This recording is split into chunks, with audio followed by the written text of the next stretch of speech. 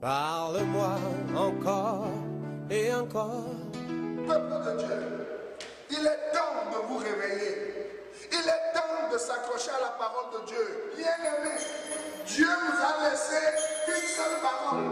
C'est la parole de grâce. Je préfère t'écouter et me taire devant tes paroles qui restaurent. C'est l'heure de l'émission C'est encore possible, présentée par le pasteur Jean Kouété de l'église La Mission évangélique de la principale de l'Angle MEPA.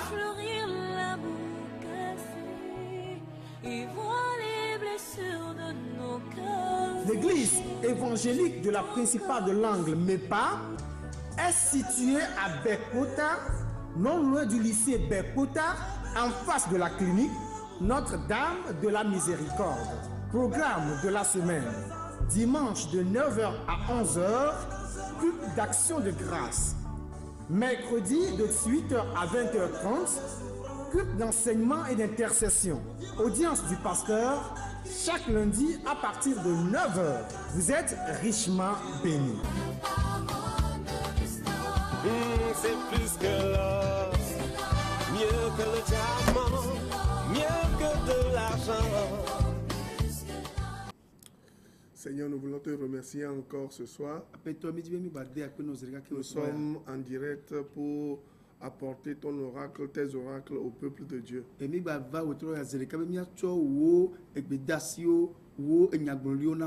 Et aussi parler au cœur des gens qui sont encore en dehors de la bergerie.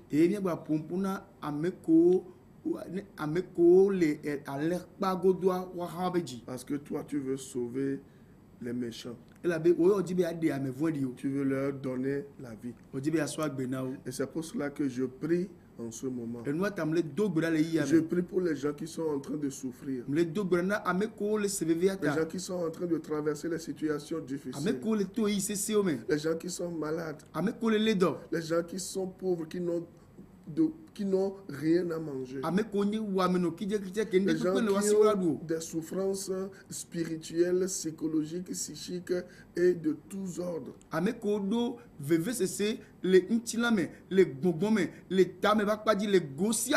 Je prie que tu les touches. Et je prononce ta guérison sur tous les plans sur leur vie. Au nom de Jésus-Christ. Et puisque tu as déjà tout accompli, je place le pays, le Togo, du nord au sud, de l'est à l'ouest, sous l'œuvre accomplie à la croix. Parce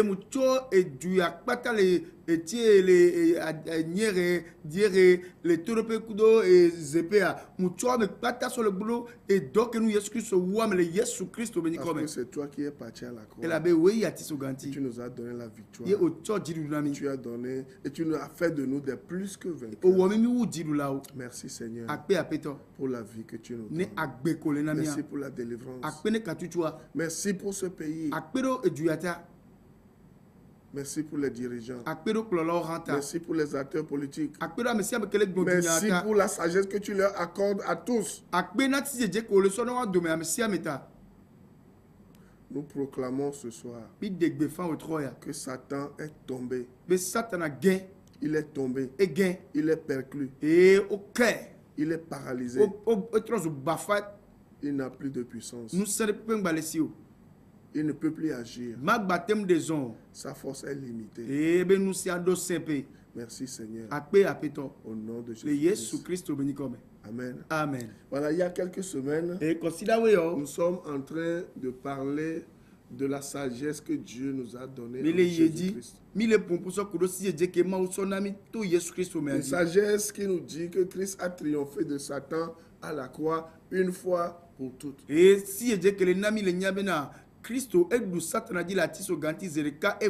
c'est la position que Dieu donne à toute personne qui place sa confiance en Jésus-Christ. Et nous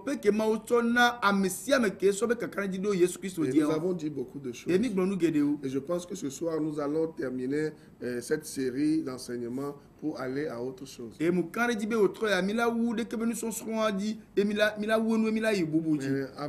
de conclure, je vais demander à notre frère Pierre de nous faire en 5 minutes un court résumé aperçu de tout ce que nous avons vu jusqu'à présent. Les minutes à ma tombe et la fognata na mi vire so kronu si anu ke mi ko considérer do ya kavana fi. Est-ce que c'est possible? Et la tembe me fa. OK, donc je te laisse. Et les nous sont que mi le khosuaka ou considérer do yo. Dans l'enseignement que nous avons reçu jusqu'à présent. Et mi le ko ezare ko ma outro le cho mi abe dope que mi do le Christ ni me aso le fi. Nous sommes en train de voir que Dieu nous montre notre position que nous avons en Jésus-Christ. Mi abe Christ tonyenye. Le Christ, notre identité. Notre identité en Jésus-Christ. Et fou me maou ele nami ebe nyale kole se toba gbale tagban kuku nyakle to kuku we veso kuku we neadi.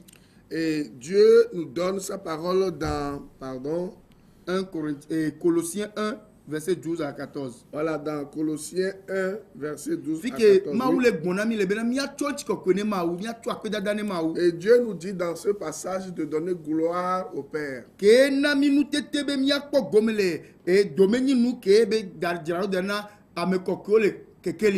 nous permet d'avoir par l'héritage qu'il a réservé aux saints.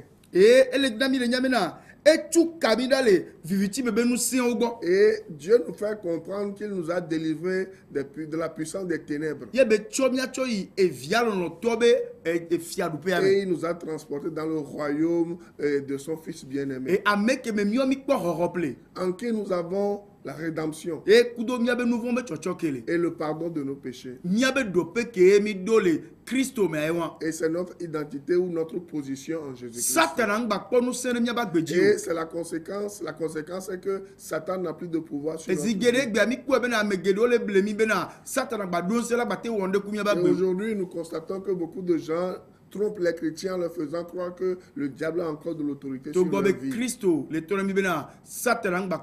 Alors que Christ nous dit que Satan n'a plus de pouvoir sur notre vie. Et Christ nous a délivrés de la puissance de Satan. Et il nous a mis sous la puissance de sa lumière. Et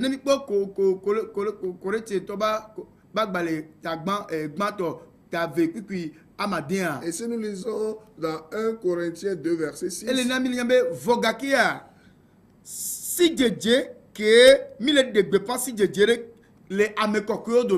la Bible nous dit que nous proclamons une sagesse parmi les saints. Et c'est une sagesse qui n'est pas de ce monde. Et les dirigeants, les gouvernants de ce monde ne connaissent même pas cette sagesse. Et ce sont des gouvernants qui seront détruits dans peu de temps. Et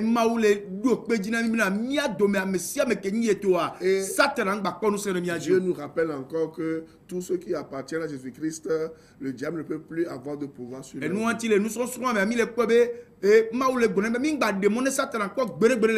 cela que dans l'enseignement, Dieu nous dit de ne pas céder au diable. Parce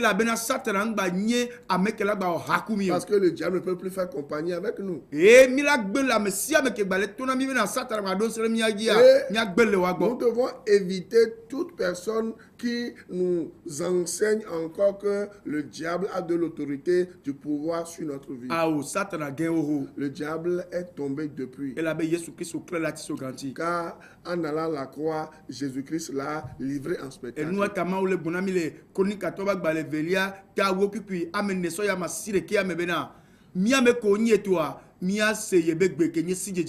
C'est pour cela que dans 2 Chroniques 10 versets 4 à 19, Dieu nous recommande à la sagesse. Et la bena que efia roboam dola se si jeje ke so ma ugo ne kenye amegaro toa ebe se si jeje ke so hihi amegbo kenyi sore auto. Voilà, c'est pour cela que Roboam, au lieu d'écouter le conseil des sages, qui représente les vieillards, il a plutôt écouté les conseils des jeunes qui représentent ce monde. Et la sagesse de Dieu pour nous, c'est pour proclamer sa parole. Et nous devons faire comprendre aux gens qu'il n'y a plus aucun autel qui puisse encore dominer. Pour nous, nous devons proclamer Jésus-Christ. Et toute personne qui donne sa vie à Jésus-Christ reçoit la délivrance. Que le Seigneur bénisse quelqu'un ce soir. Au nom de Jésus-Christ. Amen. Amen. Merci pour l'aperçu. Donc, je suis en train de dire, et c'est fondamental, le jour où vous donnez votre vie à Jésus-Christ, la Bible dit que vous êtes délivré de la puissance des ténèbres. Ça, il n'y a plus rien à dire. Et si vous doutez encore, venez. Je profite même de l'occasion pour vous inviter à venir souvent et sur les enseignements avec nous pour votre affranchissement total.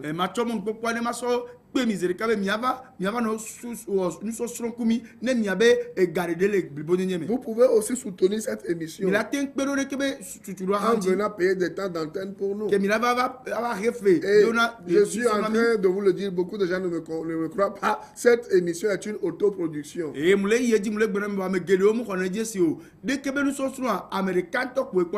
Vous comprenez? Nous sommes là pour que vous ayez les yeux ouverts. Pour que le voile noir que le diable a mis sur votre visage, que le voile là soit ôté et que vous commencez par voir clair. C'est pour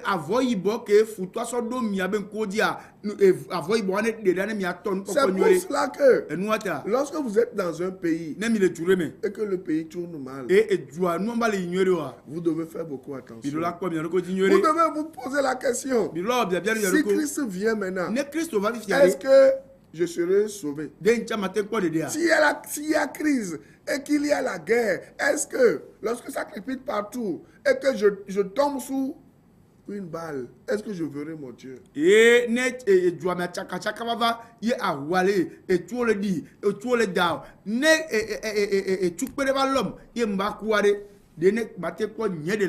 pour cela que toute personne doit savoir que ça ne sert à rien à l'homme de posséder les biens de ce monde s'il perdait son âme.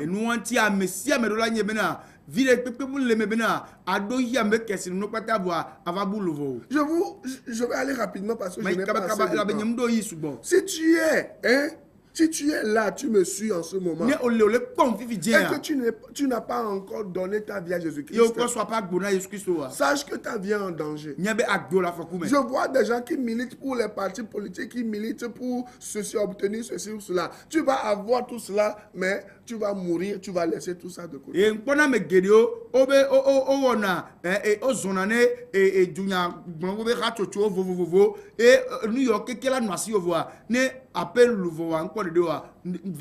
C'est bien de militer pour le changement dans un pays parce que Dieu n'aime pas l'injustice. Mais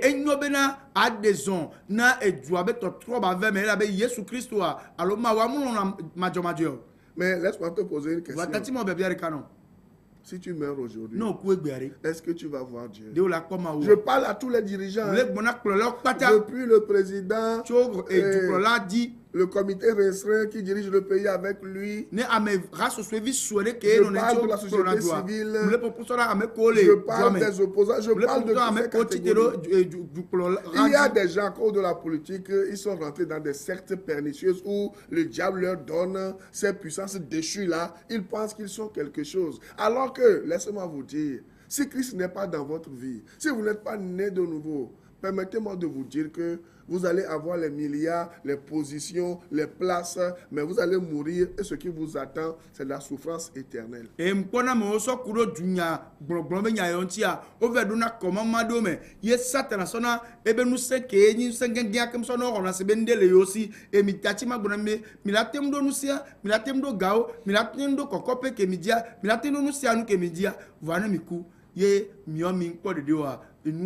C'est pour cela que vous avez à vous repentir. Qu'est-ce que la repentance?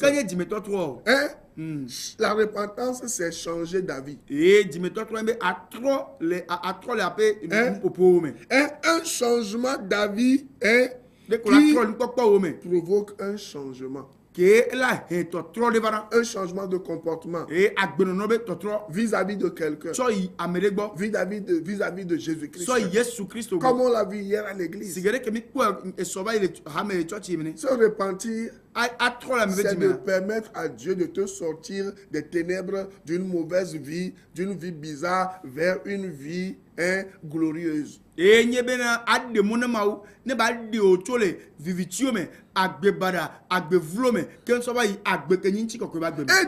la repentance de tout le monde. Dieu veut que tout le monde vienne à Jésus-Christ.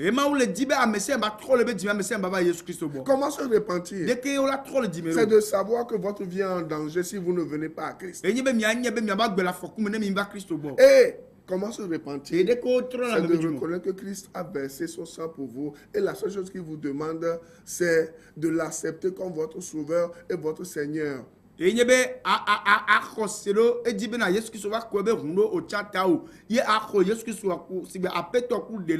tu es un dictateur, tu abandonnes la dictature. Si tu es un assassin, tu abandonnes. Parce que la repentance provoque un changement. Si tu es un assassin, tu n'assassines plus. Si tu es un calomniateur, tu ne calomnies plus. Si tu es un adultère, tu ne fais plus l'adultère. Et c'est la force de Dieu qui est en toi qui te donne de te séparer de ces choses.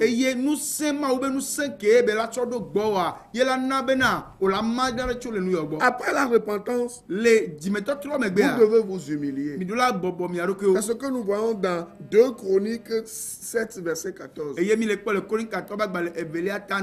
Là, je suis en train de parler à tout le peuple. La Bible dit que si le nom de l'Éternel est invoqué sur un peuple, et que si ce peuple-là s'humilie, abandonne son orgueil, son arrogance, son ego, surdimensionné, la Bible dit, si les dirigeants depuis la tête jusqu'aux pieds s'humilient, Dieu peut faire quelque chose. Dieu peut changer quelque chose. Vous comprenez? L'humilité précède la gloire.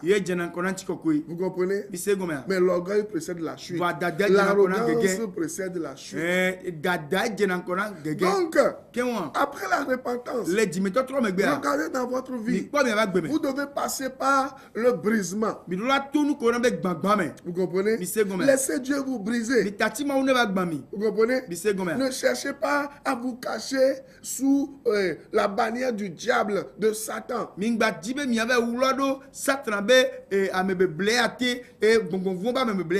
Et la troisième chose qu'il faut faire, après votre repentance et que vous vous êtes humilié, c'est de demander la sagesse de Dieu. C'est ce que nous voyons dans le livre de Jacques. Je vais vous le lire. La Bible dit, quelqu'un parmi vous, lorsqu'il le livre de Jacques, je vais vous le lire. C'est un verset que je connais en tête. La Bible dit, quelqu'un parmi vous manque-t-il de sagesse? Jacques 1, verset 5. Si quelqu'un d'entre vous manque de sagesse, qu'il la demande à Dieu, qui donne à tous simplement et sans reproche, et elle lui sera donnée. Vous voyez, nous sommes dans un pays où le pouvoir veut prendre des décisions parce qu'ils ne connaissent pas Dieu. Ils ne demandent pas la sagesse de Dieu.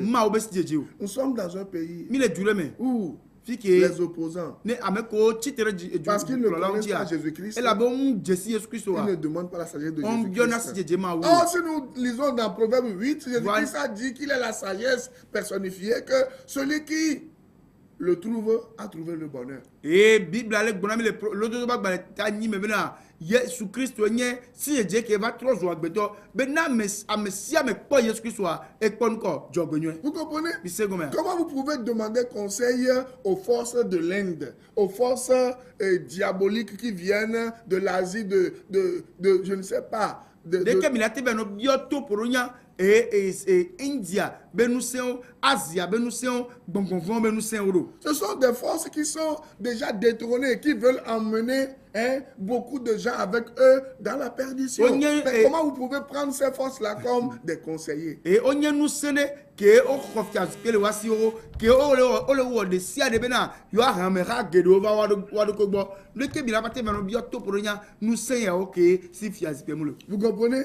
Donc nous avons tous besoin de la sagesse dans nos décisions, dans nos comportements, dans notre manière de voir les choses. Vous comprenez? Et c'est ça qui va nous pousser maintenant, nous les croyants, nous les chrétiens, à un comportement qui est spécifique. Et il y a là tout. Maintenant, je vais vous dire un secret. Ça fait des décennies qu'on prie pour le Togo, mais les gens disent que rien ne change. Maintenant, après la repentance, l'humilité, et la demande de la sagesse. Nous, les vrais chrétiens, nous devons prier pour notre pays. Non seulement pour notre pays, mais pour tous les habitants. Les gens disent, ils prient, mais la Bible dit, c'est dans Jean 3, 36, où Dieu dit qu'il n'écoute pas la prière des pécheurs. Jean 9, verset 31. Jean 9, verset 21 et 31. La Bible dit que Dieu n'exauce pas les pécheurs. Et à mon voir. Bible n'a mis les Johannes pas bêta si quelqu'un blat ton voix de quel maintenant. Ma mundona a me voir nous voulons tomber bien tino. Le mot pécheur là-bas signifie quoi? Le mot pécheur là-bas signifie celui qui n'est pas lavé par le sang de Jésus-Christ. Le pécheur là-bas signifie celui qui n'a pas donné ça de Jésus-Christ, celui qui n'est pas passé par la transformation, la régénération, celui qui n'est pas né de nouveau. C'est ce que la Bible appelle ici le pécheur. La Bible dit Dieu n'exauce pas le pécheur. Et nous voulons là les founoirs. Christo mla agbemeno ameke muto de kobo otrue oko gbibobadi eko ple ameke muto de kobo no mamewa amenwe bible ale gbe yin nouveau là le. Donc vous dites nous prions. Il y a des gens qui vont quelque part pour prendre des millions chaque année ou chaque fin du mois. Ils se prénomment président de telle association religieuse ou président de tel groupe religieux, de telle assemblée. Et ils rassemblent les gens. Ils disent que les gens sont en train de prier. Je ne parle pas de cette prière. Et Moussina Mpona Mo Oina a fiové on a millions. Et au trio à l'OPO, et puis si après on a millions, yo pour na pouvoir me ramedo, yo bombe yo dona gura, nyamule composo kura me wontio. Il y a des gens qui viennent prendre l'argent quelque part, ils viennent là à la télé pour influencer les gens, soit disant qu'ils sont en train de prier, Donc vous êtes devenus des prières professionnels, mais depuis des décennies, pourquoi rien ne change? Et amo o inabe khona égalité pédio, yo là-bas yo amo, abe yo le dogura va dipe nous comme on dit, ava no de clan mbe yo le la Bible dit Dieu n'écoute pas, Dieu n'exauce pas la prière des pécheurs. Le pécheur, c'est celui qui n'est pas en rapport avec le Seigneur Jésus-Christ. Le pécheur, c'est celui qui n'a pas été justifié. C'est celui qui n'a pas reçu le salut en Jésus-Christ. Et Bible bena maou mudona nous vont là obe bien tinao. Et nous vont là le pia yenye ameke Christ muna de nyonyo. Yenye ameke Christ mun le tino. Yenye ameke Christ mun khopleu. Lisez avec moi maintenant 1 Timothée 2, 1 et 6. Et je vais vous dire pourquoi nous devons prier pour nos dirigeants. Nous devons prier les vrais chrétiens qui sont nés de nouveau. C'est eux qui doivent prier maintenant pour les gens qui sont dans la situation difficile. Yang Timothée bagbalek bato chokupi gban ta gban pipi gban so amadiandi pique amekoni Christo vanvale nous kenti ola dogbola ro be juta ola dogbola ro plolota yan pele fun. 1 Timothée 2 verset 1 à 6. Timothée bagbalek bato ta vécu pipi gban so amadian. J'exhorte donc avant toute chose à faire des prières, des supplications, des requêtes, des actions de grâce pour tous les hommes. Les chrétiens doivent prier pour tous les hommes. pour les rois et pour tous ceux qui sont élevés en dignité. Vous comprenez, non? Afin que nous menions une vie paisible et tranquille. En toute piété et honnêteté. Les c'est ça. Cela est bon et agréable devant Dieu, notre Sauveur, qui veut que tous les hommes soient sauvés et parviennent à la connaissance de la vérité. Car il y a un seul Dieu et aussi un seul médiateur entre Dieu et les hommes, Jésus-Christ, qui a pris une forme humaine, qui s'est donné lui-même en rançon pour tous. C'est là le témoignage rendu en son propre temps. Vous comprenez? Qu'est-ce que la Bible dit? Dieu ne demande pas aux chrétiens d'être des bitosards. Bitosards, ce sont des courtisans. Des courtisans qui vont dans le palais des rois pour faire atalakou, ça dit que ils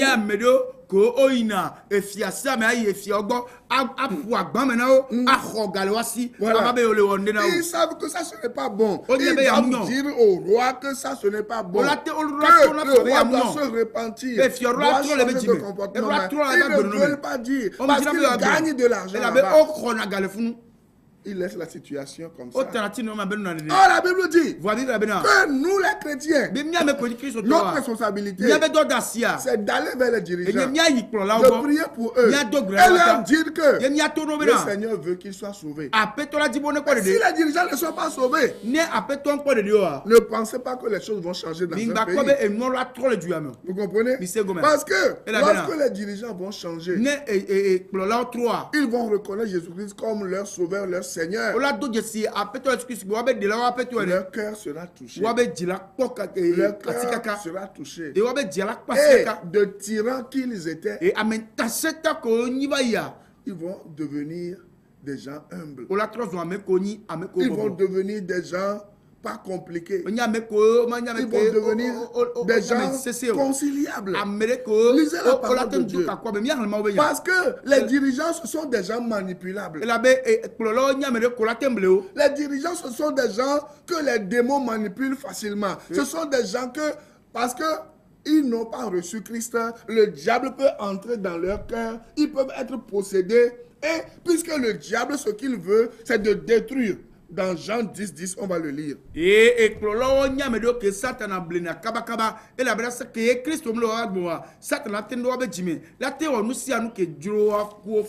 La Bible dit dans Jean 10, on voit là-bas le projet du diable et le projet de Jésus-Christ pour les humains, pour les nations. Le voleur ne vient que pour dérober, égorger et détruire. Moi, je suis venu afin que les brebis aient la vie et qu'elle ait en abondance. Je suis le bon berger. Le bon berger donne sa vie pour les brebis. C'est là où vous reconnaissez le bon berger et le mauvais. Le voleur dont on parle ici, c'est le diable. Vous comprenez? Il vient pour faire quoi? Pour dérober. Pour faire quoi? Pour détruire. Pour égorger. Mais Jésus-Christ, il vient. Pour quel but? Dans le but de donner la vie. Et de donner la vie en abondance. Vous comprenez? C'est pour cela que nous devons prier et agir. Au moment où nous prions, nous devons aller vers les dirigeants et leur dire qu'ils doivent jouer le rôle du bon berger. Ils ne doivent pas jouer le rôle du voleur qui vient pour dérober, pour voler, pour détruire. Ils doivent jouer le rôle du berger, Jésus-Christ qui vient pour donner la vie, qui se sacrifie pour le peuple. Vous comprenez? C'est ce que j'ai à dire. Dirigeants, tout, je ne sais pas, Autant que vous êtes opposant, autant que vous êtes société civile, autant que vous êtes, pensez à votre vie après la mort. Vous comprenez? Repentez-vous. Et après, humiliez-vous. Et après, demandez la sagesse de Dieu. Et maintenant, commencez par prier. Vous allez voir ce que Dieu va faire. Dieu va toucher le cœur des gens qui sont durs. Et vous n'allez même pas user de violence. Vous allez voir que celui qui est souverain et qui contrôle toutes choses, lui, s'il dit oui, qui peut dire non? Et s'il dit non, qui peut dire oui? Jésus-Christ veut nous faire du bien. Mais tout commence par la repentance.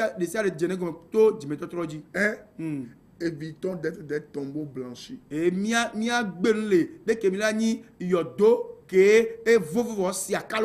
Dirigeants, hypocrites, sortez de cette voie. Vous comprenez? Sortez de cette voie. Repentez-vous. Faites ce quart de tour. Et venez vers le Seigneur. Dites la vérité au peuple de Dieu. Ne soyez pas corrompus. Si tu es ici et que tu n'as pas encore donné ta vie à Jésus-Christ, sache que ta vie est en danger. Tu te perds deux fois. Tu vas souffrir dans ce monde. Et tu vas souffrir dans le monde à venir. Mais tu peux fuir ça. On vient de le lire tout à l'heure dans 1 Timothée 2 où Dieu dit qu'il veut que tout le monde soit sauvé. Et que chacun parvienne à la connaissance de Jésus-Christ pour la vie éternelle. Si tu n'es pas encore né de nouveau, dites avec moi: Seigneur Jésus, je viens à toi tel que je suis. Je te donne ma misère, mes péchés, mes malédictions, mon orgueil, mon arrogance. Je te demande de me pardonner tous mes péchés et de me donner la vie éternelle. Je sais que ton sang a coulé à la croix pour me donner la vie. Alors je reçois ta vie. Je te reçois comme mon sauveur personnel. J'accepte ton salut gratuit. Parce que c'est toi celui qui a payé. Merci Seigneur parce que tu m'as sauvé. Là, on nous voit la semaine prochaine pour autre chose encore. Bye bye. Bye bye. Shalom. Je veux t'écouter, ô Père. Parle-moi encore et encore.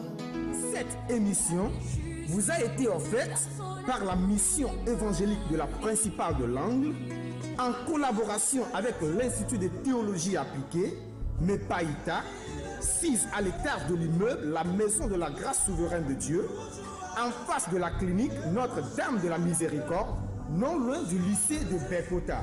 Téléphone 90 04 70 10, 22 37 97 52, 22 37 97 53. Email mepaïta926@gmail.com. Boîte postale 35 98 Lomé, Togo. Que Dieu vous bénisse. C'est encore possible.